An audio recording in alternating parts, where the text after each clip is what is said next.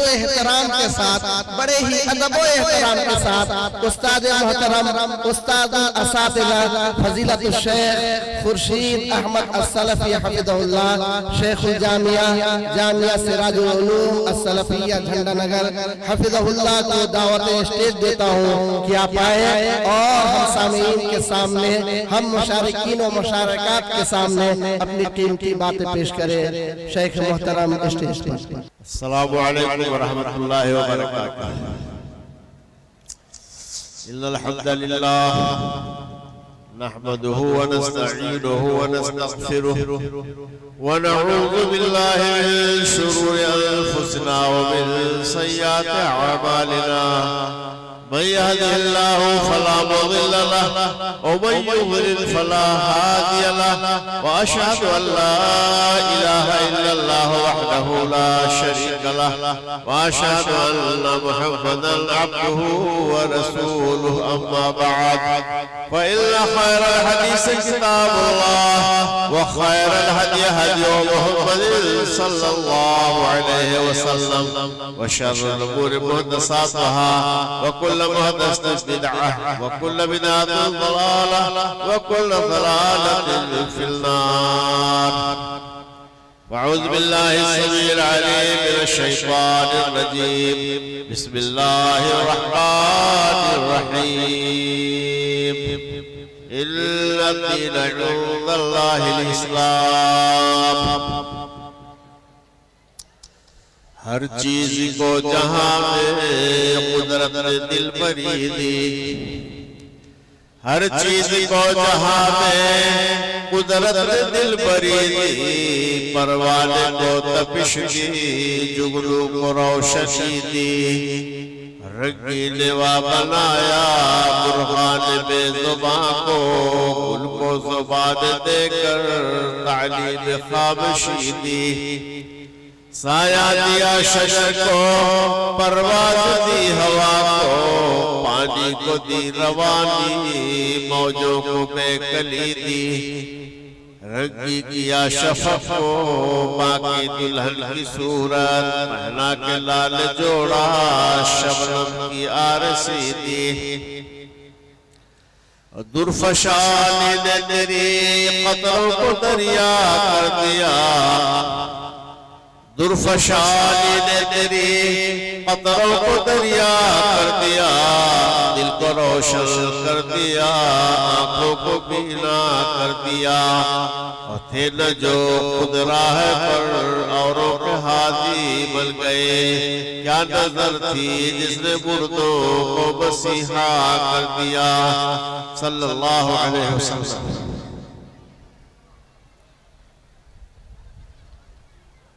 محترم مولانا عزیز الرحمن صاحب تربت، کارگزار ناظم عمومی مرکزی جمعیت اہل حدیث نیپال، اور عزیز گرامی نیتا نوشاد صاحب، اور عزیز گرامی حافظ انظار الاسلام مدنی صاحب، اور ہمارے اس اسٹیج پر رونق افروز جناب شکیل صاحب، وکیل صاحب، اور نیتا گری صاحب جو سیاست سے متعلق ہے، اور تمام حاضرین کرام، خواتین، نوجوانوں، عزیزوں اور بچوں، میں دل کی اتھاہ گہرائیوں سے میں اس جلسہ کے منتظمین نیتا نوشاد صاحب کو اور حافظ انظار صاحب کو، ان کے رفقا کو دلی مبارکباد پیش کرتا ہوں کہ انہوں نے ہم سب کو یہ موقع عطا فرمایا کہ ہم لوگ اکٹھا ہوئے اور یہاں اپنی اپنی باتیں رکھی، اور خاص طور سے اصلاح سماج سے متعلق اس پر ہم لوگ اظہار خیال کر رہے ہیں۔ بھائیوں اور دوستوں، اصلاح معاشرہ کیا چیز ہے؟ اصلاح معاشرہ، سماج اچھے ڈھنگ سے چلے، سماج پاکیزہ ہو، سماج میں برائیاں نہ ہو، سب ایک دوسرے کی قدر کریں، عزت کریں، محبت کے ساتھ پیش آئیں، بھائی اور چارگی رہے، پیار و محبت برقرار رہے، یہی ساری چیزیں ہیں جن کو معاشرہ کہا جاتا ہے، اور جب معاشرہ کے اندر، سماج کے اندر خرابیاں پیدا ہو جاتی ہیں، برائیاں ہو جاتی ہیں، بھائی بھائی کا دشمن ہو جاتا ہے، پیار و محبت اٹھ جاتا ہے، ایک دوسرے کی قدر ختم ہو جاتی ہے، سماج میں بدامنی ہو جاتی ہے، چوری ہے، ڈکیتی ہے، اور اس طرح سے غیبت ہے، بدگوئی ہے، اس طرح کی ساری چیزیں پیدا ہو جاتی ہیں، تو ان کی اصلاح کی ضرورت ہوتی ہے۔ قرآن کریم میں اللہ سبحانہ وتعالیٰ نے فرمایا وَذَكِّرْ فَإِنَّ الذِّكْرَىٰ تَنفَعُ الْمُؤْمِنِينَ کہ مومنوں کو نصیحت کیجئے، مومنوں کو نصیحت سے فائدہ ملتا ہے۔ یقیناً جب نصیحت کی جاتی ہے، قرآن اور حدیث کو سنایا جاتا ہے، تو خوف خدا دلوں میں پیدا ہوتا ہے، اور جن کے دلوں میں کسی کی غیبت کا ارادہ ہوتا ہے اس سے باز آتے ہیں، کسی کا کام بگاڑنے اور خراب کرنے کا ارادہ ہوتا ہے تو اس سے باز آتے ہیں، اسی طرح سے بے ایمانی کا، بددیانتی کا ارادہ ہوتا ہے تو اس سے باز آتے ہیں۔ تو بہت سارے فوائد دینی جلسوں کے ہیں، تو آپ لوگوں نے اس جلسے کا انتظام اور اہتمام کیا، یہ اپنے آپ میں بہت بڑی بات ہے، قابل مبارکباد ہے آپ لوگ۔ بھائیوں اور عزیزوں، میں ایک بات کی طرف اشارہ کرنا چاہتا ہوں، وہ یہ کہ اس بستی کا نام جگڑوا ہے۔ معلوم نہیں کن حالات میں اور کب اور کیسے اس کا نام جگڑوا پڑا، لیکن آج کے موجودہ حالات میں میں دیکھ رہا ہوں تو میں کہتا ہوں کہ اس کا نام علم گڑھوا ہونا چاہیے، یعنی یہاں اہل علم موجود ہیں، اہل علم کی بستی ہے، اور صرف روٹہٹ ہی نہیں یا پورا اضلاع ہی نہیں، میں پورے ملک نیپال پر نظر ڈالتا ہوں تو علماء کی اتنی بڑی تعداد نظر نہیں آ رہی ہے، بہت بڑی تعداد ہے یہاں علماء کی۔ ابھی میں نے ایک لسٹ تیار کرایا ہے کہ یہاں علماء کی تعداد کیا ہے، کتنے لوگ گزرے اور کتنے موجود ہیں۔ یقیناً یہ بستی نہایت تاریخی، نہایت مذہبی، مسلکی، جماعتی اور دینی ہے کہ یہاں سے ہمیشہ اچھائیوں کا کام ہوا، خیر کا کام ہوا، کتاب و سنت کو فروغ یہاں سے ملا، اور توحید کا بول بالا یہاں سے ہوا۔ سماج کے اندر جو برائیاں پھیلی تھی، شرک و بدعت، توہم پرستی، خرافات، ان سب کا خاتمہ ہوا، اور سب سے پہلا جو نام مجھے ملتا ہے مولانا عبدالسبحان صاحب رحمہ اللہ کا ملتا ہے کہ انہوں نے انتھک محنت کی، جد و جہد کر کے یہاں اصلاح کا کام کیا۔ میرے سامنے ایک لسٹ ہے علماء کرام کا، میں سرسری طور سے پڑھ دیتا ہوں۔ مولانا عبدالسبحان صاحب، حاجی محمد سلیمان صاحب، مولانا عبدالرب صاحب، حاجی محمد حنیف صاحب، حاجی مولانا محمد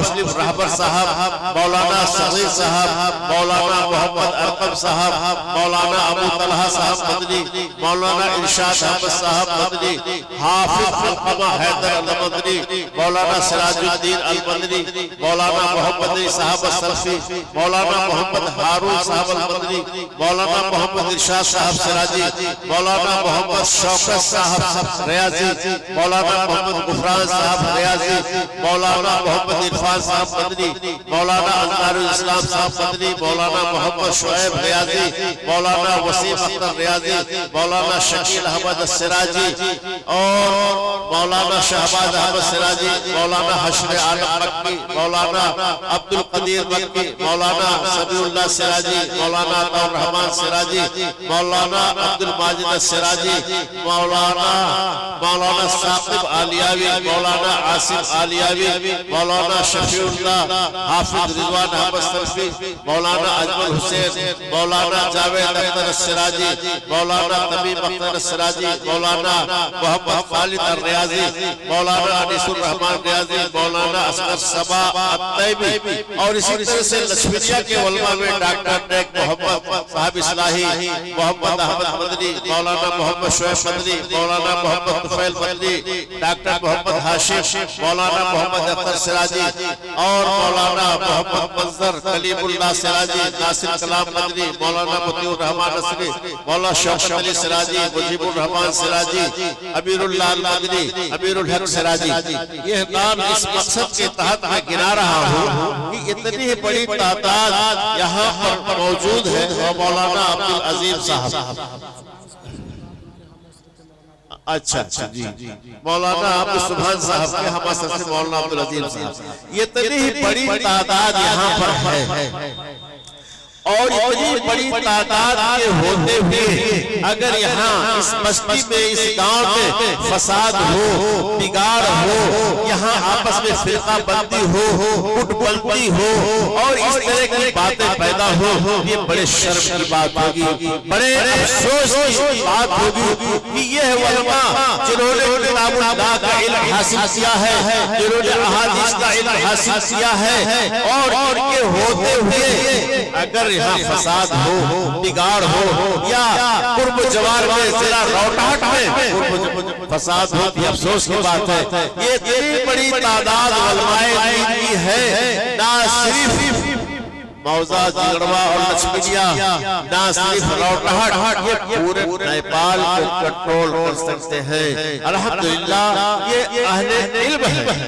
تو عرض یہ کر رہا ہوں کہ آپ علماء دین کی یہ ذمہ داری بنتی ہے کہ آپ لوگ قیادت کریں، آپ لوگ سیادت کریں، اور آپ لوگ سماج کو آگے بڑھائیں. سب سے پہلے سماج کی اصلاح اپنے نفس سے شروع ہوتی ہے، اپنے ذات سے شروع ہوتی ہے. پہلے اپنی اصلاح کیجئے، اپنے آل اولاد کی اصلاح کیجئے، اپنے پاس پڑوس کے لوگوں کی اصلاح کیجئے. اس طرح سے دائرہ کار آگے بڑھاتے ہوئے چلے جائیے اور اصلاح کا کام یہ بڑھتا چلا جائے گا. یقیناً یہاں یہ ماحول درست ہو جائے گا اور گلزار کا منظر پیش ہوگا، گلزار کا ایک سماں یہاں بندھ جائے گا. لیکن ضرورت ہے کہ ہمارے دلوں میں اخلاص ہو، ہمارے دلوں کے اندر للہیت ہو. جیسے کہ پہلے کے بزرگوں نے مولانا عبد السبحان صاحب کے متعلق میں سنتا رہا کہ بڑی محنت اور جد و جہد کرتے تھے، گاؤں گاؤں گھومتے تھے، جاتے تھے، ذاتی ملاقاتیں کرتے تھے، خطبے جمعہ دیتے تھے، اور اس طرح سے برائیوں کو مٹاتے تھے، ختم کرتے تھے. آج ہم لوگ بھی انہی کے خلف ہیں اور انہی کے نسلوں سے ہم لوگ ہیں. کیا بات ہے کہ آج علماء کی اصلاح کی ضرورت پڑتی ہے. جن کا کام تھا یہ لوگوں کی اصلاح کریں، لوگوں کو منکرات سے منع کریں، روکیں. آج خود جو ہے اصلاح کے محتاج ہو چکے ہیں. تو میرے بھائیوں دوستوں، ضرورت اس بات کی ہے کہ ہم لوگ اس دعوت کتاب و سنت کو آگے بڑھائیں. اور اگر ہم سب لوگ 100% اہل حدیث ہو جائے تو انشاءاللہ سماج کو تو سدھر جائے گا. اس لیے کہ مسلک کے اہل حدیث مکمل کتاب و سنت کا نام ہے، کتاب و سنت کی تعبیر ہے. تو اگر ہم لوگ 100% اہل حدیث ہو جائیں تو عقیدے کی خرابیاں ہیں وہ دور ہو جائیں گی، بے عملی اور بد عملی جو پائی جا رہی ہے وہ دور ہو جائے گی، لڑائی جھگڑا فساد یہ ختم ہو جائے گا، جہیز خود بخود ختم ہو جائے گا. میاں بیوی کے جھگڑے ہیں اور بھائی بھائی کے ساتھ جو دشمنی ہے یہ ساری برائیاں خود بخود ختم ہو جائے گی. اسلام یہ دنیا کا سب سے عمدہ مذہب ہے، سب سے پاکیزہ مذہب ہے، سب سے بہتر مذہب ہے. تو اسلام تو خود برائیوں کو مٹانے کے لیے آیا ہے. اللہ سبحانہ وتعالیٰ نے ارشاد فرمایا اِنَّ الدِّينَ عِندَ اللَّهِ الْإِسْلَامُ، دین اللہ کے نزدیک اسلام ہے. اللہ کے نزدیک دین اسلام ہے. دنیا میں اور بہت سے دین اور دھرم پائے جا رہے ہیں، لیکن اسلام کو کیوں کہا گیا کہ اللہ کے نزدیک اسلام دین ہے؟ وجہ اس کی کیا ہے؟ اس نے کہ تمام طرح کے محاسن کا، تمام طرح کے خوبیوں کا، تمام طرح کے کمالات کا یہ دین ضامن ہے. میں چند ایک باتوں کی طرف آپ لوگوں کی توجہ مبذول کرانا چاہتا ہوں. دیکھیے اسلام کی خوبیاں تو اتنی زیادہ ہیں کہ 1 گھنٹہ 2 گھنٹہ نہیں، 1 رات 2 رات نہیں، اس کے لیے تو بہت لمبا وقت درکار ہے کہ اسلام کی خوبیاں کیا ہیں۔ تو اصلاح سماجی کے حوالے سے یہ باتیں عرض کر رہا ہوں کہ اسلام کی خوبیاں کیا ہیں۔ کچھ چیزیں ایسی ہیں کہ دنیا میں ہر سماج اور ہر طبقہ میں اس کی ضرورت ہے۔ کوئی سماج کوئی طبقہ اس کے بغیر نہیں رہ سکتا ہے۔ اس میں سے کیا ہے؟ عدل ہے، مساوات ہے، آزادی ہے۔ کون سا سماج ایسا ہوگا کہ جہاں عدل اور انصاف کی ضرورت نہیں؟ کون سا سماج ایسا ہوگا جہاں مساوات کی ضرورت نہیں؟ کون سا سماج ایسا ہوگا جہاں آزادی کی ضرورت نہیں؟ ہر سماج میں اس کی ضرورت ہے۔ اسلام نے یہی ساری چیزیں انسانیت کو عطا کیا ہے۔ یورپ کے لوگ، فرانس کے لوگ، ان کا خیال ہے کہ مساوات کی بنیاد ہم نے ڈالی ہے۔ یعنی مساوات کا مطلب یہ ہوتا ہے کہ سارے انسان برابر ہیں، آپس میں کوئی تفریق نہیں ہے، کوئی نیچ اونچ نہیں ہے، بھید بھاؤ نہیں ہے۔ لیکن ان کا خیال ہے کہ غلط۔ اسلام تو حضرت آدم علیہ السلام کے زمانے سے، یہ کوئی ہمارے رسول جناب محمد رسول اللہ صلی اللہ علیہ وسلم کے وقت سے نہیں ہے۔ اسلام حضرت آدم علیہ السلام جو انسان پہلے منشیہ ہے، جو پہلے انسان ہے، جو اس زمین پر آباد کیے گئے بسائے گئے، وہی سے اسلام چلایا۔ اسلام حضرت آدم علیہ السلام کا دین ہے، اسلام حضرت نوح علیہ السلام کا دین ہے، اسلام حضرت ابراہیم خلیل اللہ کا دین ہے، اسلام حضرت اسماعیل کا دین ہے، حضرت اسحاق کا دین ہے، حضرت موسیٰ کا دین ہے، حضرت عیسیٰ کا دین ہے، اور ہمارے رسول جناب محمد رسول اللہ صلی اللہ علیہ وسلم کا دین ہے۔ تو یہ تمام انبیاء کا دین ہے۔ تو اسلام اسی لیے تمام خوبیوں کا اور تمام محاسن کا جامع ہے۔ میں مساوات کی بات لے رہا ہوں، برابری کی بات لے رہا ہوں کہ اسلام نے مساوات کا کیا درس دیا ہے۔ دیکھیے سماج کے اندر اس کو لے کر کے بھی برائیاں پائی جا رہی ہیں، اور اس آپ کے جگروا کے سماج کی بات نہیں کر رہا ہوں، یہ پورے عالمی برادری کی بات کر رہا ہوں، پورے دنیا کی بات کر رہا ہوں۔ نسلی جھگڑے چلے آ رہے ہیں، جغرافیائی جھگڑے ہو رہے ہیں، افریقہ کے کالے لوگوں کو دبایا گیا، کچلا گیا، ان کو جانوروں کی طرح قید کیا گیا، جانوروں کی طرح انہیں جینے پر مجبور کر دیا گیا۔ یہ بات ہمارے آپ کے اسی بر صغیر میں دیکھ لیجئے کہ انسان کو مختلف طبقوں میں بانٹا گیا، برہمن، ٹھاکر، ویش، شودر، سب سے بری حالت، گری حالت شودروں کی رہی۔ آج صدیوں سے شودروں کی حالت بہت بری رہی۔ اسی تفریق کو مٹانے کے لیے کوشش ہو رہی ہے کہ شودروں کو بھی حق دیا جائے، جو دلت لوگ ہیں ان کو بھی ان کا حق دیا جائے، گئے گزرے لوگوں کو حق دیا جائے۔ اگر نہیں دیا جاتا تو سماج میں سے فساد پیدا ہوتا ہے، بگاڑ ہوتا ہے، تفریق پیدا ہوتا ہے۔ قرآن میں کیا کہا گیا؟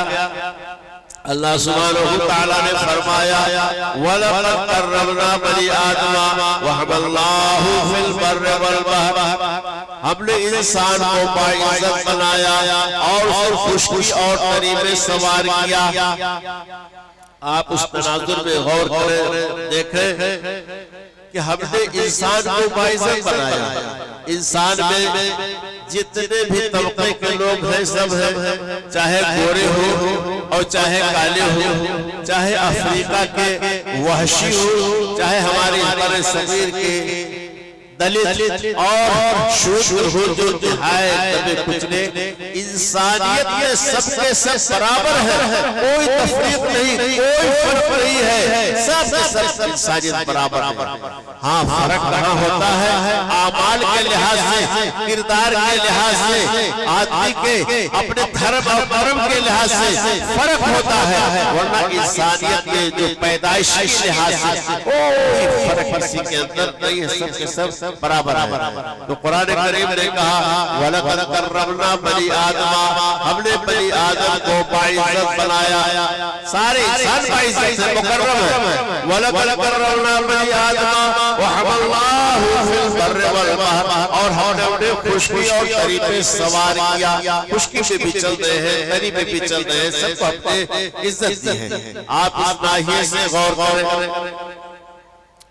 ڈاروین نے نظریہ پیش کیا انسان بندر کی اولاد ہے، اور اسے ترقی کرتے کرتے کرتے آج یہ شکل اپنا لیا ہی، شکل میں آ گیا ہے۔ جتنے جانور ہیں سب اللہ کے پیدا کیے ہوئے ہیں، لیکن بندر ایک حقیر قسم کا جانور مانا جاتا ہے، جو نقال بھی ہوتا ہے، اچھل کود کرتا ہے، عجیب عجیب وہ حرکتیں کرتا ہے۔ تو کیا انسان اس کی اولاد ہے؟ کتنی بڑی توہین ہے۔ اور انسان کو اللہ نے کیا عزت دیا، کیا مقام دیا، وہ بیان کیا کہ آدم علیہ السلام کو اللہ سبحانہ وتعالیٰ نے اپنے ہاتھ سے پیدا کیا۔ جب اللہ نے فرشتوں سے کہا کہ میں زمین پر ایک خلیفہ بنانا چاہتا ہوں، وَإِذْ قَالَ رَبُّكَ لِلْمَلَائِكَةِ إِنِّي جَاعِلٌ فِي الْأَرْضِ خَلِيفَةً، جب اللہ سبحانہ وتعالیٰ نے فرشتوں سے کہا کہ زمین میں ایک خلیفہ پیدا کرنا چاہتا ہوں، تم لوگوں کا کیا خیال ہے؟ قال اتجعل فيها ويفسد فيها ويسفك الدماء، اے اللہ سبحانہ وتعالی کیا اس زمین پر تو ایسی مخلوق پیدا کرنا چاہتا ہے جو یہاں خون بہائے گی اور جو فتنہ فساد برپا کرے گی؟ اللہ نے کہا نہیں، جو چیز میں جانتا ہوں وہ تو لوگ نہیں جانتے۔ یہ اسلام نے یہ مقام دیا، یہ عزت دیا کہ اللہ سبحانہ وتعالی نے اپنے ہاتھ سے آدم کو تخلیق کی ہے، اسی آدم کی نسل چلی اور اسی آدم کی نسل پوری دنیا میں پھیل رہی ہے۔ تو چاہے امریکہ اور یورپ کے متمدن اور ترقی یافتہ لوگ ہو، چاہے ہمارے بر صغیر کے لوگ ہو، چاہے افریقہ کے وحشی ہو، سارے لوگ انہی کے نسل سے پیدا کیے گئے ہیں۔ انسانیت یہ سب کے سب برابر، کوئی فرق نہیں۔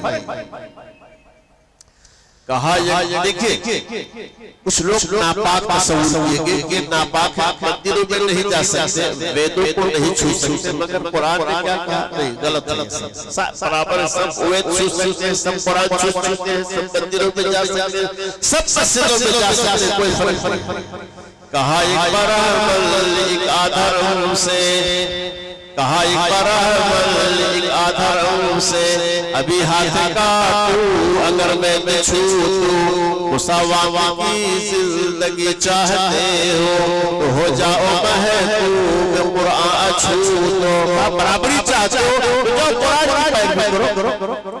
اور دیکھئے ہمارے رسول جناب محمد رسول اللہ صلی اللہ علیہ وسلم کی دربار میں کالے اور گورے سب ایک ساتھ آتے تھے، آپ کے ساتھ ایک ساتھ بیٹھتے تھے، اور اس سے بڑا اعزاز کیا ہو سکتا ہے کہ حضرت بلال جیسے حبشی شادے کالے کلوٹے مسجد نبوی کا ان کو مؤذن اللہ کے رسول نے مقرر کر دیا۔ جب نماز با جماعت کا حکم ہو گیا، رسول اکرم صلی اللہ علیہ وسلم نے اس پر غور کیا کہ لوگوں کو کس طرح سے اکٹھا کیا جائے، کیسے نماز کا وقت کے انہیں بتایا جائے۔ تو اس کے لیے اللہ کی طرف سے پیغام ملا کہ اذان کہی جائے۔ اس کی تفصیل حدیث کے اندر موجود ہے۔ رسول اکرم صلی اللہ علیہ وسلم نے حضرت بلال رضی اللہ تعالیٰ عنہ کو مؤذن مقرر کر دیا۔ بلال اذان کر رہے ہیں اور ان کی آواز پر ابو بکر بھی چلے آ رہے ہیں، عمر فاروق بھی چلے آ رہے ہیں، اور ان کی آواز پر عبیدہ بن جراح بھی چلے آ رہے ہیں, عبد الرحمن بن عوف چلے آ رہے ہیں, اور خود ہمارے رسول جناب محمد رسول اللہ صلی اللہ علیہ وسلم بھی مسجد کا رخ کرتے ہیں, آپ مسجد میں آتے ہیں, اور جب آپ مصلی پر کھڑے ہو جاتے ہیں, آ جاتے ہیں, تو حضرت بلال رضی اللہ تعالیٰ عنہ کھڑے ہو جاتے ہیں اقامت کہنے کے لیے اللہ اکبر اللہ اکبر کہنے لگے. تو یہ اسلام کا پیغام ہے اصلاح معاشرہ کے لیے کہ انسان سب کے سب برابر ہے. رسول اکرم صلی اللہ علیہ وسلم نے فرمایا, غور کیجئے, لا فضل لعربی علی عجمی, کسی عربی کو کسی عجمی پر فضیلت نہیں ہے, ولا لأحمر علی اسودا, اور نہ کسی گورے کو کسی کالے کے اوپر فضیلت ہے. کل آدم و آدم بن تراب, سارے کے سارے انسان آدم کی اولاد ہیں, اور آدم کی پیدائش مٹی سے ہوئی, سارے انسان مٹی سے بنائے گئے. فضیلت کس بات کی ہے؟ صرف تقوی کی ہے. آدمی کے عمل کی فضیلت ہے, آدمی کے کردار کی فضیلت ہے کہ آدمی کے اندر تقوی ہے, صالحیت ہے, بھلائی ہے اس کے اندر, تو وہ بہتر ہے, وہ افضل ہے. اسی چیز کو قرآن کریم نے ارشاد فرمایا, کیا فرمایا؟ الا بالتقوی, تقوی کے ذریعے فضیلت حاصل ہے, اور کسی پیدائش کے ذریعے فضیلت کسی کو حاصل نہیں. تو اسلام کا ایک پیغام یہ ہے اصلاح سماج کے, پوری دنیا کا سماج صاف ستھرا ہو جائے, اور آپس میں جو نسلی جھگڑے ہیں یہ سب جھگڑے بالکل ختم ہو جائے. اور دوسری بات کیا ہے؟ اسلام نے آزادی کا پیغام دیا ہے. انسان کے بنیادی حقوق میں سے آزادی ہے کہ جتنے انسان ہیں آزاد پیدا ہوئے ہیں اللہ کی طرف سے, کوئی کسی کا غلام نہیں پیدا ہوا, سارے کے سارے لوگ آزاد پیدا ہوئے. آج اقوام متحدہ کے منشور میں یہ درج ہوا ہے کہ کوئی انسان کسی انسان کو اپنا غلام نہیں بنا سکتا ہے, یہاں تک کہ کوئی بدھوا مزدور کسی کو نہیں رکھ سکتا ہے. یہ وغیرہ یہ ساری باتیں آ گئی ہیں. تو یہ کس کی دین ہے؟ ہمارے اسی مذہب اسلام کی دین ہے کہ اسلام نے آزادی کی روح پھونکی ہے, آزادی کا پیغام بلند کیا ہے, اور آزادی کی تحریک کو اسلام نے بڑھایا ہے. آج بھی یورپ کے لوگ اس بات کے دعوے دار ہیں کہ نہیں صاحب, آزادی کی پری تو ہم نے دیا ہے, آزادی کی روح تو ہم نے پھونکی ہے, ورنہ دنیا میں غلامی. آخر دنیا کے لوگ غلامی کی زندگی بسر کر رہے تھے تو کس کے غلام؟ انگریزوں ہی نے تو, امریکہ کے لوگوں ہی نے تو, ان لوگوں نے اپنی عیاریوں کے ذریعے, اپنی مکاریوں کے ذریعے پوری دنیا کو اپنا غلام بنا رکھا تھا. برطانیہ انگلینڈ کی حکومت میں سورج نہیں ڈوب رہا تھا, وہاں سے لے کر کے اور جا کر کے فیجی تک ان لوگوں کا غلبہ تھا, سب کو اپنے قبضے میں کر لیا تھا. جیسا کہ آج امریکہ اپنی عیاریوں کے ذریعے سے, اپنی مکاریوں کے ذریعے سے انسانیت کو ڈرا کر کے, ملکوں کو ڈرا کر کے راج کر رہا ہے, اور ساری دنیا کی دولت کو خود بخود چوس رہا ہے. ورنہ اگر امریکہ یہ کام نہ کرتا, لڑاتا نہیں ایک ملک کو دوسرے ملک سے, تو اس کے پاس رکھا ہی کیا تھا؟ وہ تو دانے دانے کے محتاج ہوتے, دانے دانے کے لیے ترستے, لیکن دماغ ان لوگوں نے یہی لگایا ہے کہ لڑاؤ حکومت کرو, لڑاؤ حکومت کرو. تو ایک وقت تھا کہ برطانیہ کے لوگ, انگلینڈ کے لوگ براہ راست اپنا گورنر بھیجتے تھے, اپنی فوج بھیجتے تھے, حکمرانی کرتے تھے. لیکن آج امریکہ دوسرے طریقے سے, دوسرے ڈھنگ سے دنیا پر حکومت کر رہا ہے, اور دنیا یہ قطبی ہوئی ہے, سب کو ڈرا بھڑا کر کے تباہ کر رہا ہے.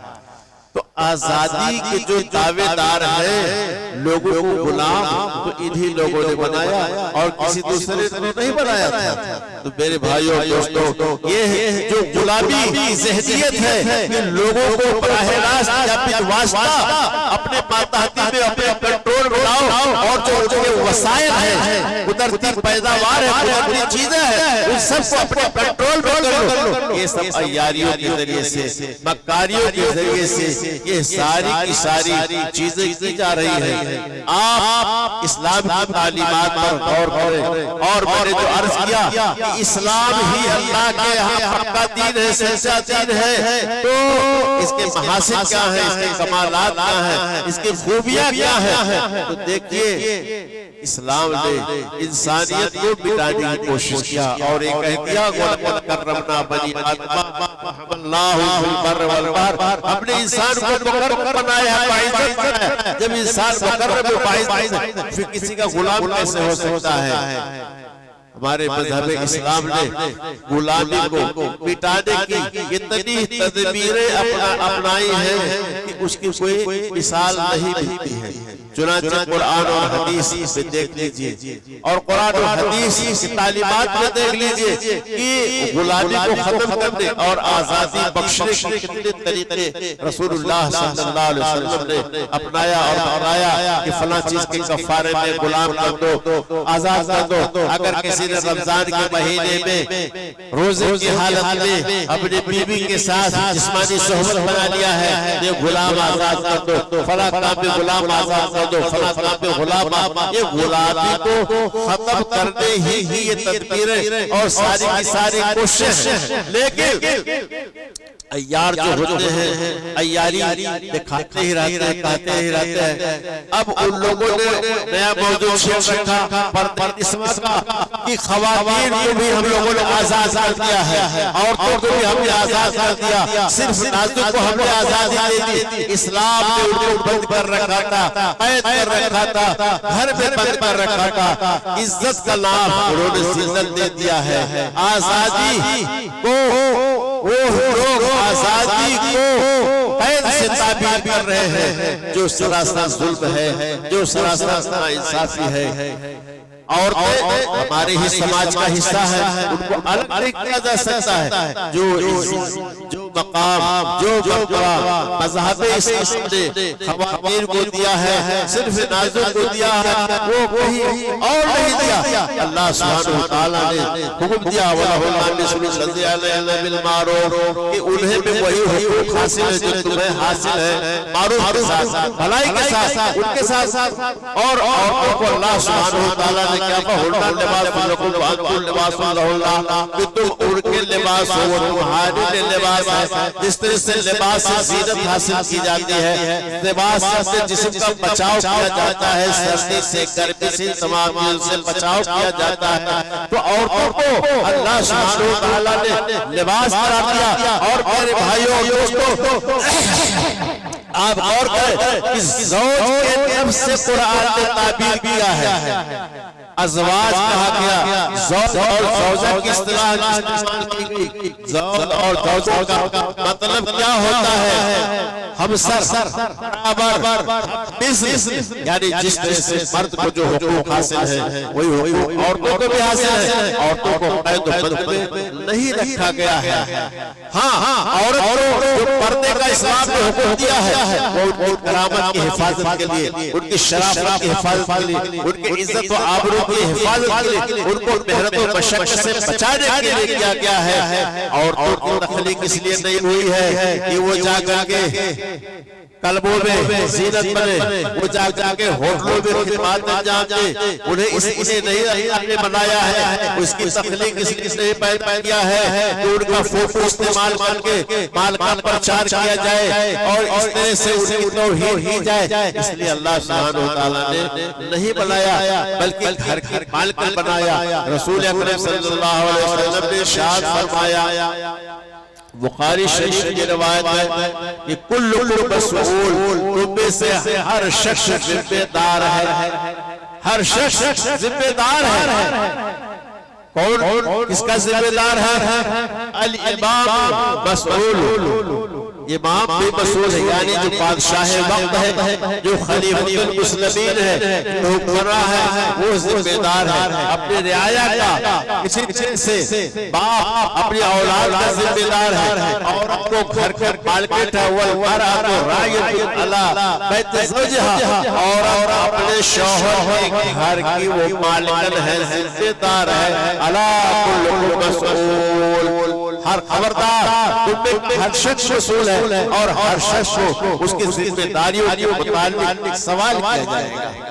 تو خواتین کو جو گھروں میں رہنے کا حکم دیا گیا، پردوں میں رہنے کا حکم دیا گیا، یہ آزادی کے خلاف نہیں ہے۔ جس چیز کو انارکی کہا جاتا ہے، جس کو بے حیائی کہا جاتا ہے، جس کو بدتمیزی کہا جاتا ہے اور عزت و حرمت کو تار تار کرنے کے کو لوگ آزادی نسواں کا نام دے رہے ہیں۔ قرآن کریم میں اللہ سبحانہ وتعالی نے فرمایا عورتوں سے وقرنا فی بیوتکن ولا تبرجن تبرج الجاہلیۃ الاولی کہ اپنے گھروں میں وقار کے ساتھ بیٹھے رہو، عزت کے ساتھ بیٹھے رہو اور زمانے جاہلیت کے عورتوں کو طرح تم لوگ بے پردہ ہو کر نہ نکلو نہ گھومو۔ بخاری شریف کے اندر بیان ہوا یہ اس زمانے میں بھی تھا کہ اجنبی عورتیں اپنے جسم کے بہت سارے حصوں کو کھول کے ٹہلتی ہیں، گھومتی ہیں، تو اس سے منع کیا گیا۔ یہی اسی کا نام ہے تبرج۔ وَقَرْنَا فِي بُيُوتِكُنَّ وَلَا تَبَرَّجْنَا تَبَرُّجَ الْجَاهِلِيَّةِ الْأُولَىٰ پہلے دور کی جو جاہلیت تھی کہ عورتیں پردہ نکلا کرتی تھی، ٹہلا کرتی تھی، گھوما کرتی تھی، بازاروں میں جایا کرتی تھی، اس سے تم بچو، گھروں میں عزت و وقار کے ساتھ رہو کیونکہ تمہارا ذمہ دار تو شوہر ہے۔ شوہر کو ساری ذمہ داری اس کو دے دی گئی۔ قرآن کریم میں اللہ سبحانہ وتعالی نے ارشاد فرمایا الرجال قوامون علی النساء بما فضل اللہ بعضهم علی بعض، مرد عورتوں کے ذمہ دار ہیں۔ کیوں ذمہ دار ہے؟ اس کی دو وجہ ہے اللہ سبحانہ وتعالی نے بیان کر دیا۔ ایک تو یہ کہ بما فضل اللہ بعضهم علی بعض، اس وجہ سے کہ اللہ نے ایک کو دوسرے کے اوپر جو فضیلت دے رکھی ہے، یعنی تخلیقی فضیلت، پیدائشی فضیلت کہ مرد کی تخلیق الگ ہے، عورت کی تخلیق الگ ہے۔ مرد کے اندر جو طاقت ہے، جو قوت ہے، جو توانائی ہے، جو اس کی طاقت ہے، وہ عورت کے اندر وہ چیز نہیں پائی جاتی ہے۔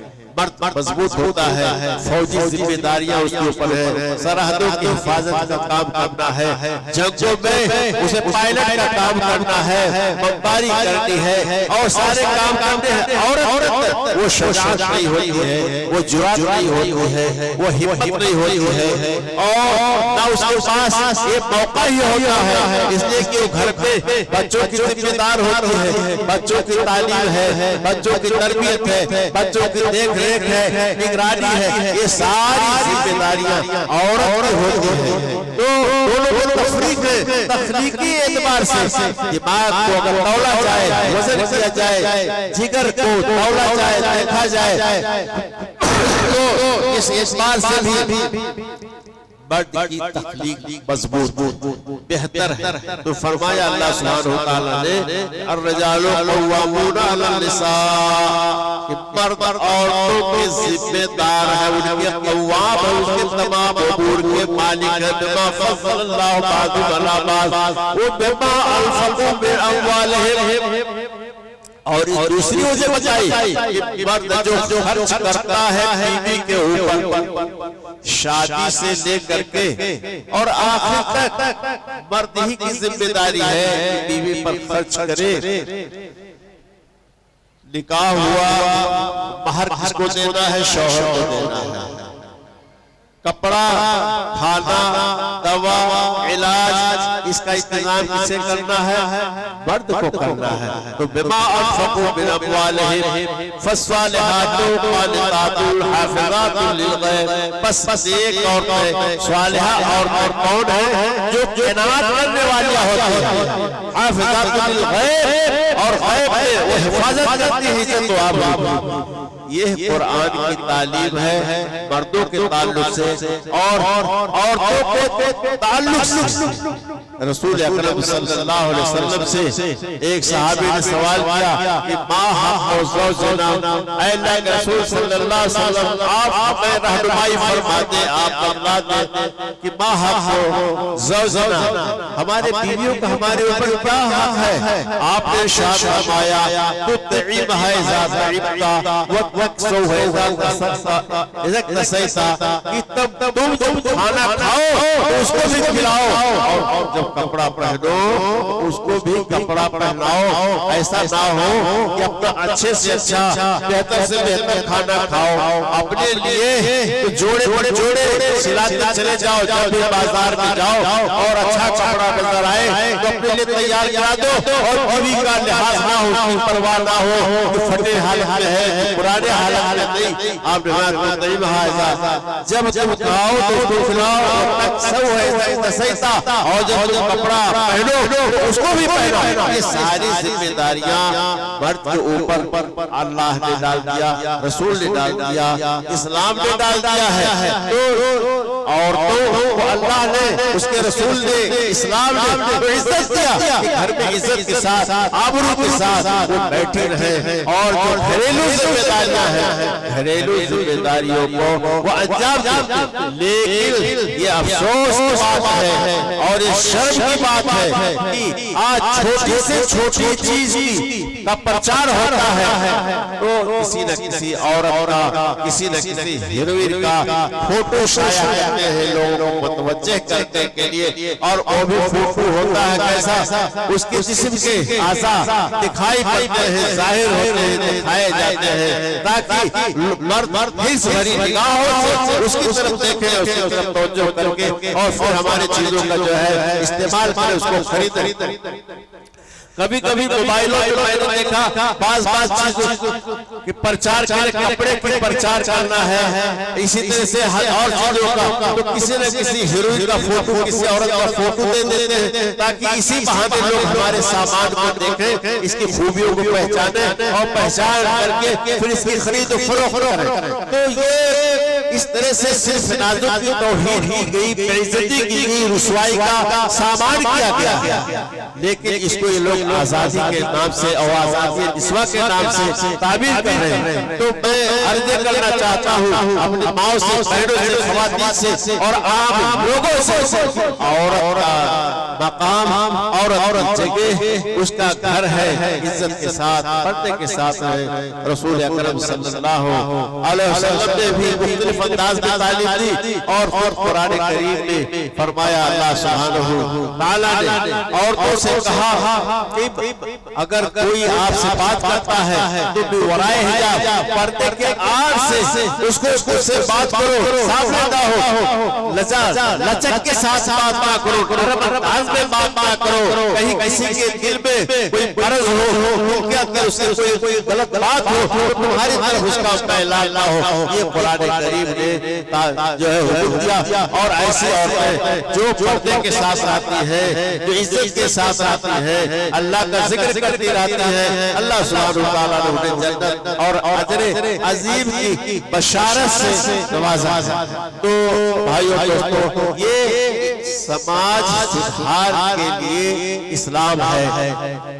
اللہ نے ہی فرمایا اِنَّ الدِّينَ عِندَ اللَّهِ الْإِسْلَامِ، دین اللہ کے نزدیک اسلام ہے۔ اگر اسلام کو آپ لوگ پورے طور سے مضبوطی سے پکڑ لیں اور اسلام پر عمل پیرا ہو جائے تو ساری کی ساری برائیاں، سارے فساد و بگاڑ ختم ہو جائیں گے۔ اور دوسری چیز جس کی طرف میں اشارہ کرنا چاہتا ہوں وہ عدل ہے، انصاف ہے کہ اسلام نے ہمیں اور آپ کو پوری دنیا کو عدل کی تعلیم دی ہے۔ اِنَّ اللَّهَ يَأْمُرُ بِالْعَدْلِ وَالْإِحْسَانِ، اللہ سبحانہ وتعالیٰ حکم دیتا ہے عدل کا، احسان کا، کہ عدل کرو۔ وَلَا يَجْرِمَنَّكُمْ شَنَآنُ قَوْمٍ أَلَّا تَعْدِلُوا اعْدِلُوا هُوَ أَقْرَبُ لِلتَّقْوَىٰ۔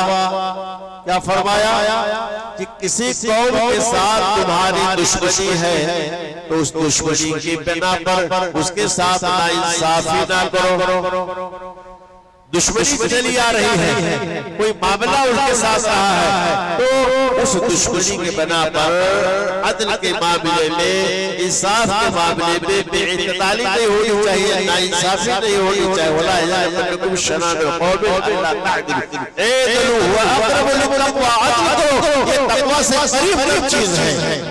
تقوی جس کو خوف خدا کہا جاتا ہے، عدل کرو گے تو دلوں کے اندر خوف رہے گا۔ ہمارے رسول جناب محمد رسول اللہ صلی اللہ علیہ وسلم نے ہر طرح سے عدل کا حکم دیا ہے، نہ صرف یہ کہ اپنوں کے ساتھ، غیروں کے ساتھ، دشمنوں کے ساتھ، اور نہ صرف یہ کہ مسلمانوں کے ساتھ، بلکہ مسلمانوں کے علاوہ کفار کے ساتھ، مشرکین کے ساتھ، حدود کے ساتھ، انگریز کے ساتھ، عیسائی کے ساتھ، یہودی کے ساتھ، سارے لوگوں کے ساتھ عدل اور انصاف کا حکم دیا ہے۔ رسول اکرم صلی اللہ علیہ وسلم کی سیرت کا یہ بڑا مشہور واقعہ ہے، آپ حضرات نے اس کو سنا ہو کہ جب رسول اللہ صلی اللہ علیہ وسلم مکہ تشریف لے گئے تو قریش کی فاطمہ نامی عورت اور لڑکی کو لایا گیا، اس نے چوری کر لیا تھا۔ اسلام کے عدل کے نصاب عدل کے مطابق رسول اللہ صلی اللہ علیہ وسلم نے حکم دیا کہ حد جاری کیا جائے، یعنی ان کا ہاتھ کاٹا جائے۔ ایک کھلبلی بچ گئی، ایک اضطراب لوگوں کے دلوں میں پیدا ہو گیا کہ ارے یہ معزز گھرانے کی لڑکی ہے، یہ تو قریش میں ناک کٹ جائے گی، عزت چلی جائے گی، یہ قریشی لڑکی کا، قریشی عورت کا ہاتھ کاٹ لیا جائے چوری کے الزام میں۔ لوگوں نے کہا اللہ کے رسول صلی اللہ علیہ وسلم سے سفارش کی جائے، لیکن ہمت کس کی تھی، جرات کس کی تھی؟ حضور صلی اللہ علیہ وسلم کے محبوب تھے اسامہ، جنہیں حب رسول کہا جاتا تھا۔ آپ کے جو آزاد کردہ غلام زید تھے، زید کے لڑکے اسامہ تھے، انہیں حب رسول کہا جاتا تھا۔ اللہ کے رسول ان سے بہت محبت کرتے تھے، پیار کرتے تھے، چاؤ رکھتے تھے۔ لوگوں نے انہوں نے تیار کیا اور رسول اللہ صلی اللہ علیہ وسلم کے پاس ان کو بھیجا، انہوں نے جا کر سفارش کی کہ قریش کی لڑکی ہے، اگر اس کا ہاتھ کاٹ لیا گیا تو قوم قریش کے ناموس پر آنچ آئے گا، ناک کٹ جائے گی، بڑی بے عزتی ہوگی۔ رسول اللہ صلی اللہ علیہ وسلم نے ارشاد فرمایا، خطبہ دیا، لوگوں کو اکٹھا کیا، لو انا فاطمہ بنت محمد سرقت لقطعت یدہا، کہ وہ تو فاطمہ قریش کی لڑکی ہے، اگر فاطمہ میری لڑکی وہ بھی چوری کیا ہوتی تو اس کا بھی ہاتھ میں کاٹ دیتا۔ یہ انصاف ہے، یہ عدل ہے۔ تو عرض یہ کر رہا ہوں کہ اسلام نے عدل کی تعلیم دی ہے۔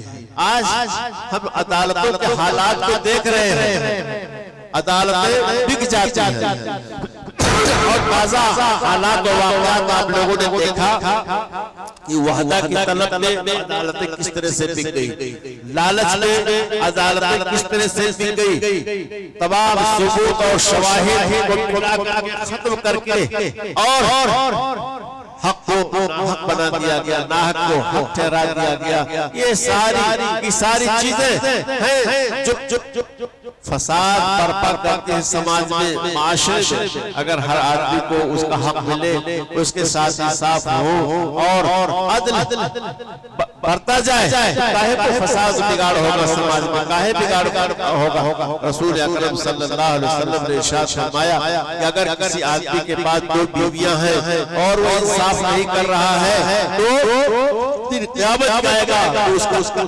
چہرہ کا ایک حصہ لٹکا ہوا ہوگا، کیونکہ دنیا میں اسے اپنے ایک بیوی کے ساتھ عدل نہیں کیا ہے، انصاف نہیں کیا ہے۔ تو ہر ناحیے سے جناب محمد رسول اللہ صلی اللہ علیہ وسلم نے عدل کرنے کا حکم دیا ہے۔ خود پر آپ نے عدل کیا، صحابہ کرام کو عدل کرنے کا حکم دیا، اور صحابہ کرام کی سیرتوں کے اندر عدل کے ایک سے ایک بڑھ کر کے اچھے سے اچھے واقعات ملتے ہیں۔ میرے بھائیوں اور دوستوں، گئے دور میں، آخری دور میں جو مغل سلطنت کا دور ہے، مغل سلطنت کا زمانہ ہے، مشہور واقعہ ہے، آپ لوگوں نے سنا ہوگا کہ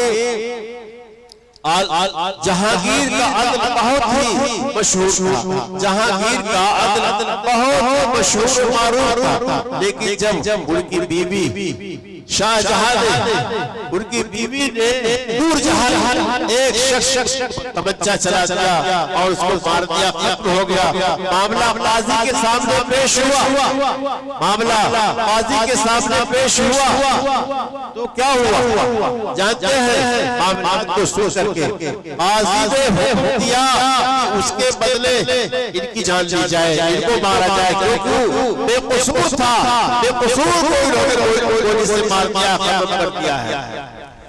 لیکن معاملہ بہت اہم تھا، سنگین تھا، لوگوں نے کسی طرح سے مقبول کے ورثہ کو راضی کیا، خون بہا دے کر کے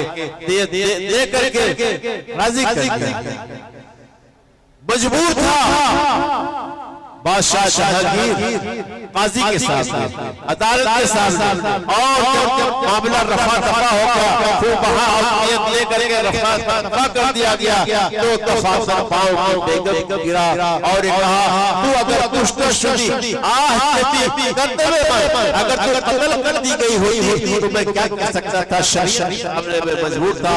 اور حاکم مصر امیر مصر حضرت عمر بن عاص کا واقعہ بھی بہت مشہور معروف تاریخ کی کتابوں میں ملتا ہے۔ آپ حضرات نے شاید سماعت بھی فرمایا ہوگا کہ جب ایک قبطی کے لڑکے کے ساتھ ان کے لڑکے کی گھڑ دوڑ میں مقابلہ ہونے لگا، قبطی کا لڑکا جو مسلمان نہیں تھا لیکن اس کا لڑکا آگے بڑھ گیا اور وہاں کے عامل، وہاں کے گورنر عمر بن عاص کا لڑکا پیچھے رہ گیا تو اس نے اس کے اوپر ایک تماچا سیدھ کر دیا۔ اس نے دربار خلافت میں حاضر ہو کر امیر المومنین عمر فاروق رضی اللہ تعالیٰ عنہ سے استغاثہ کیا کہ میرے ساتھ ناانصافی ہوئی ہے، ظلم ہوا ہے، گورنر کے لڑکے نے مجھے تماچا سیدھ کر دیا ہے۔ حضرت عمر فاروق رضی اللہ تعالیٰ عنہ جب وہاں پہنچے اور طلب کیا اور معاملات کو معلوم کیا، لوگوں سے دریافت کیا، پتہ چل گیا کہ واقعہ یہ بے قصور ہے، تو عمر فاروق نے اسی اجلاس میں دربار میں یہ حکم صادر فرمایا قبطی کے لڑکے سے کہ فوراً اس کے اوپر ایک تماچا سیدھ دو، جس زور سے، جس انداز سے اس نے مارا تھا اسی طرح سے تم بھی تماچا سیدھ دو۔ چنانچہ اس کی لڑکے نے گورنر کے لڑکے پر تماچا سیدھ کیا اور یہی بات نہیں ختم ہوئی بلکہ عمر فاروق رضی اللہ تعالی عنہ نے عمر بن عاص کو مخاطب کر کے کہا کہ تم نے ان لوگوں کو غلام کب سے بنا لیا ہے؟ ان کی ماؤں نے انہیں آزاد پیدا کیا تھا، کب سے غلام بنا لیا ہے؟ تمہارا لڑکا امیر زادہ ہونے کے زور سے، امیر زادہ ہونے کے روح اور جلال میں کسی غریب کے لڑکے کو تماچا مارے، ایسا کیسے ہو سکتا ہے؟ انہوں نے کہا کہ امیر المومنین یہ ہمارے دربار میں آیا ہی نہیں، میرے سامنے معاملہ رکھا ہی نہیں، ورنہ یہ بات نہیں ہونے والی تھی۔ تو عرض یہ کر رہا ہوں کہ اللہ سبحانہ وتعالی نے فرمایا کہ اِنَّ الدِّينَ عِندَ اللَّهِ الْإِسْلَامُ، دین اللہ کے نزدیک صرف اور صرف اسلام ہے۔ میرے بھائیو دوستو، اس اجلاس کا پیغام کیا ہے؟ خالی سننا نہیں ہے کہ سن لے فلاں صاحب نے بہت اچھی نے کیا ہے، بہت عمدہ بات بیان نہیں، عمل کا جذبہ اپنے اندر پیدا کیجئے اور سب مسلمان بنیے، پورے قرآن پر، پورے حدیث پر عمل کیجئے تو معاشرہ درست ہو جائے گا، تمام فساد اور بگاڑ پیدا ہو جائے گا۔ عمل کے تعلق سے ایک بات میں عرض کرنا چاہتا ہوں، وہ بھی بخاری شریف کی روایت ہے۔ رسول اکرم صلی اللہ علیہ وسلم کے بیٹی صاحبزادی حضرت فاطمہ رضی اللہ تعالی عنہ کو معلوم ہوا کہ آپ کے پاس کچھ نوکر اور باندی لائے گئے ہیں۔ حضرت فاطمہ رضی اللہ تعالی عنہ گھر کا کام کرتی تھی، جھاڑو، صفائی، برتن دھلنا، مانجنا، چکی چلانا، یہ سارا کام وہ کر رہی تھی۔ ہاتھوں میں گھٹے پڑ جاتے تھے۔ جب ان کو پتہ چلا کہ ابو جان کے پاس یہ سہولیات آئی ہیں، غلام اور باندیاں آئی ہوئی ہیں، تو حاضر ہوئے اور جا کر کے انہوں نے ایک غلام یا باندی کی درخواست کی۔ آپ نے فرمایا بیٹی ابھی اصحاب صفہ کا انتظام نہیں کر پایا ہوں، تمہیں کہاں سے دے دوں؟ بیٹی واپس چلی گئی، نہایت ہی سنجیدہ، نہایت ہی باوقار، نہایت ہی خدا ترس دیدار صاحبزادی نبی زادی واپس چلی گئی اپنے گھر۔ لیکن شام کو رسول اکرم صلی اللہ علیہ وسلم کو یہ بات یاد آئی اور آپ کے دل میں احساس پیدا ہوا کہ لڑکی کی دل شکشی ہوئی ہے، اس کی درخواست درخواست کو میں نے پوری نہیں کیا ہے۔ اپنی صاحبزادی کے گھر ایسے وقت میں پہنچے کہ جب علی اور فاطمہ بستر لے چکی تھی، آپ اندر داخل ہوئے، جا کے ان کے بستر پر بیٹھ گئے اور فرمایا کہ اے علی سنو، جب رات میں بستر پر لیٹو اور سو فسبح ثلاثینا تو 33 مرتبہ سبحان اللہ کہہ لیا کرو، 33 مرتبہ الحمدللہ کہہ لیا کرو، 33 مرتبہ اللہ اکبر کہہ لیا کرو۔ ھذا خیر لک من الخادم، یہ خادم سے کہیں زیادہ بہتر ہے۔ اور بعض روایتوں میں آتا ہے کہ اگر کوئی بندہ نماز کے بعد 33 مرتبہ ان کلمات کا ورد کر لے، اپنی زبان پر لے آئے تو اس کے گناہ معاف کر دیے جائیں گے، چاہے سمندر کے جھاگ کے برابر ہو۔ کہنے کی بات جو ہے میں عرض یہ کر رہا ہوں کہ حضرت علی رضی اللہ تعالیٰ عنہ فرماتے ہیں کہ میں نے تبھی سے اس پر عمل کرنا شروع کر دیا اور میں نے اپنا معمول بنا لیا کہ ہر نماز کے بعد اور رات میں سونے کے وقت بستر پر جاتا تھا تو 33 مرتبہ ان کلمات کو زبان پر لاتا تھا۔ سائل نے کہا کہ کیا صفین کے رات بھی آپ اس کو پڑھنا نہیں بھولے؟ کہا ولا فی لیلۃ صفین، صفین کے رات میں بھی میں اس کو پڑھنا نہیں بھولا تھا۔ یعنی صفین کی رات وہ رات تھی کہ جب حضرت علی رضی اللہ تعالیٰ عنہ اور حضرت امیر معاویہ رضی اللہ تعالیٰ عنہ کی فوجیں آمنے سامنے تھی۔ مقام صفین میں حضرت عثمان غنی رضی اللہ تعالیٰ عنہ خون کا بدلہ لینے کے لیے دونوں کی فوجیں آمنے سامنے تھی اور ہر وقت ہر آن یہ خطرہ بنا رہتا تھا کہ کب تلواریں چل جائیں اور کب خون کی ندیاں بہہ جائیں۔ چونکہ حضرت علی رضی اللہ تعالیٰ عنہ اس طرف کے سپہ سالار تھے، ہر وقت وہ چاک چوبند اور چوکنا رہنا پڑتا تھا۔ تو سائل نے کہا کہ کیا ایسی حالت ہے کہ جب یہ صورتحال تھی آپ چاک چوبند چوکنا رہتے تھے تو کیا اس رات میں بھی آپ پڑھنا نہیں بھولے؟ کہا ولا فی لیلۃ صفین، صفین کے رات میں بھی میں اس کو پڑھنا نہیں بھولا تھا۔ یہ عمل کا جذبہ ہے۔ تو اگر عمل کا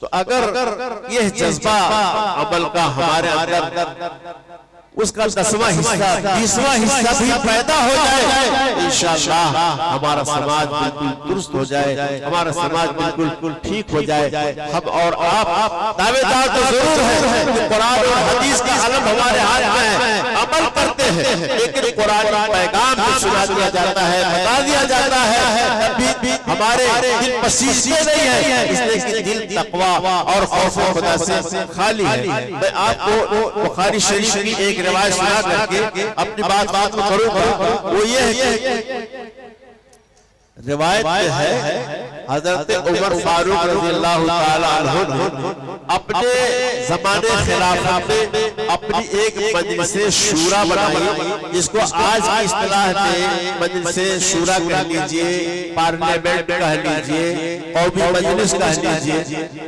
اس میں حضرت عمر فاروق رضی اللہ تعالیٰ عنہ حفاظ کو رکھتے تھے، قرآن کے جو حافظ ہوتے تھے، قرآن کے جو قاری ہوتے تھے، ان کو اس کا رخ رکھتے تھے۔ مقصد یہ تھا کہ جب بھی کوئی ضرورت پیش آئے، جب بھی کوئی مسئلہ پیش آئے تو یہ ہم کو قرآن کے مطابق مشورہ کر سکتے۔ چنانچہ ایک مرتبہ اوینا بن حصن جو نزد کے رہنے والے تھے، عرب کے بدو لوگ بڑے لیڈر ہوتے تھے اور اپنی بات دھڑلے سے کہہ لیتے تھے، وہ آئے، انہوں نے دیکھا کہ ہمارا بھتیجا حر نام کا ہے، حر بھی فاروق رضی اللہ تعالیٰ عنہ کے مجلس کا ممبر ہے۔ اس نے کہا کہ اے بھتیجے، میں دیکھ رہا ہوں کہ امیر المومنین کے حق تمہارا بڑا وقار ہے، بڑا مرتبہ ہے اور تم ان کے پارلیمنٹ کے ممبر ہو، ایک مرتبہ میرے لیے بھی اجازت لے لو، میں بھی چل کر ان کی مجلس کی شورا میں بیٹھوں۔ چنانچہ بھتیجے نے اپنے چچا کے لیے اجازت لے لی، مجلس میں جا کر کے بیٹھے۔ ایک موقع ایسا آ گیا کہ مولانا نے حضرت عمر سے کہہ دیا یا امیر المومنین لا تعطب بیننا بالعدل ولا تعطینا کہ اے امیر المومنین نہ تو آپ ہم کو عطیہ سے نوازتے ہیں اور نہ ہم فیصلہ ہی کرتے ہیں، انصاف کے ساتھ فیصلہ نہیں کرتے ہیں۔ عمر فاروق رضی اللہ تعالیٰ عنہ کا پارا چڑھ گیا، کیونکہ عمر فاروق جیسا عادل اور ایسا منصف روئے زمین میں دیکھا ہی نہیں۔ انبیاء کے بعد عمر فاروق رضی اللہ تعالیٰ عنہ بہت بڑے عادل، بہت بڑے منصف تھے۔ غلاموں کے حقوق، عورتوں کے حقوق، مزدوروں کے حقوق، بچوں کے حقوق، کسی کے حق انہوں نے ضائع ہونے نہیں دیا۔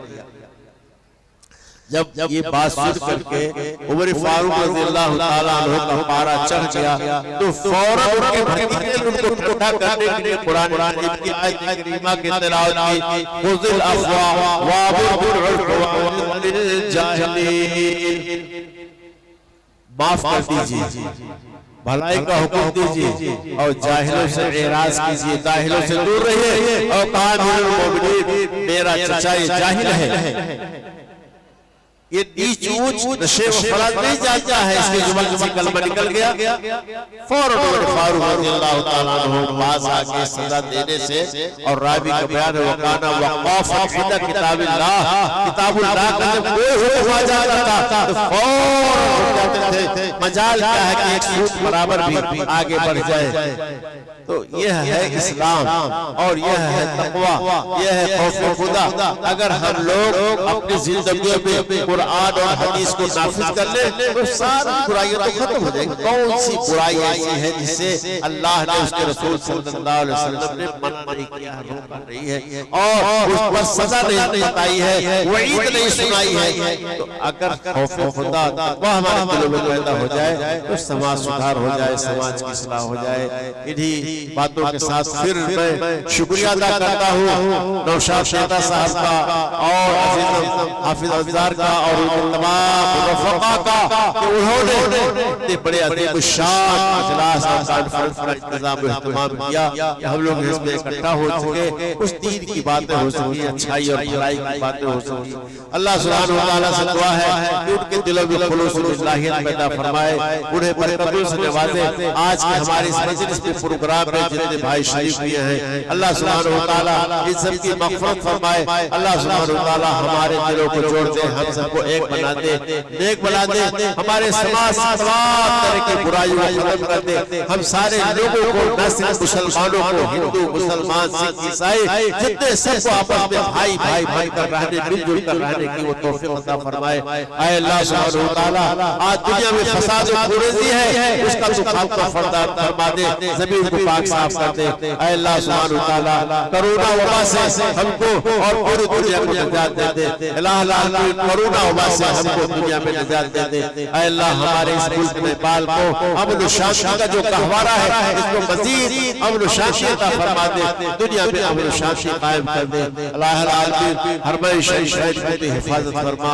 اے اللہ دنیا کے اندر جو ظالم لوگ ہیں ظلم برپا کر رہے، اے اللہ تو انہیں ظلم سے باز کر دے اور یا تو کر دو خاتمہ فرما دے۔ جن کے دلوں میں برائیاں ہیں، بدیاں ہیں، انسانیت کو تباہ کرنا چاہتے ہیں، اے اللہ ان کے فاسد اور بد ارادوں کو خاک ملا دے۔ اے اللہ سبحانہ وتعالیٰ دنیا میں زندہ رکھ، ایمان و اسلام پر زندہ رکھ، خاتمہ تو ایمان اسلام پر ہو۔ اور قیامت کے جب نفس اپنی سی کا عالم ہو اپنے عرش کے سائے میں جگہ دے اور پیاس کی شدت سے جب جان حلق کو آنے لگے کہ رسول صلی اللہ علیہ وسلم کی مبارک آنکھوں میں جامع کوثر عطا ہو۔ وآخر دعوانا ان الحمد للہ رب العالمین، والسلام علیکم ورحمۃ اللہ وبرکاتہ۔